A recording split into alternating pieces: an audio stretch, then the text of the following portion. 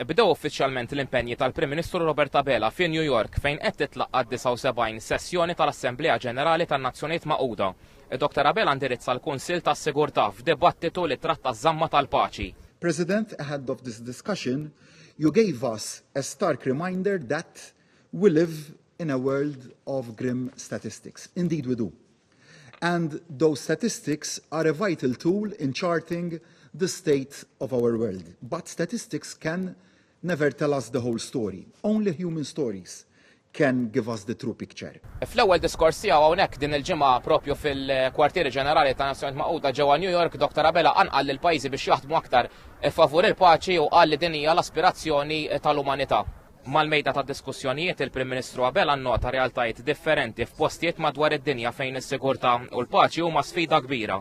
Ewlenin fosthom fil-Lvant Nofsani u b'mod speċjali f'Gaza, l-Ukrajna u s-Sudan. Alongside intelligence, there are two other core human competencies: humanity and compassion. Knowing that peace cannot be sustained without women's full, equal, meaningful and safe inclusion. Għal ukoll li l-għajnuna umanitarja trid tasal għax il-gwerer qed jifnu tant familji. Il-konsiderazzjonijiet tagħhom fi kliemu jridu jinġiebu fuq quddiem nett u d-dinja trid tkun empatika magħhom.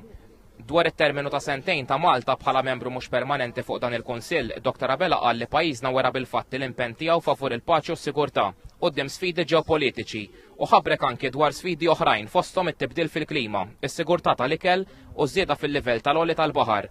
Hawn Malta mbottat lejn indiċi li jkejjel kemm il-pajjiżi huma vulnerabbli għal bidla fil-klima u li jgħin l-aktar l-gżejjer iż-żgħar bħal Malta dwar kif jilqgħu għal dan il-fenomenu. L-impenji ta' Dr. Abela hawnhekk ġewwa New York jissoktaw issa blaqat bilaterali u anke taħdidiet dwar iż-żieda fil-livell tal-għoli tal-baħar. Il-ġimgħa mbagħad il-qofor ta' żjara hawnhekk ġewwa l-Istati Uniti bid-diskors lill-Assemblea Ġenerali. Andrea Rossitto għal TVM News minn New York.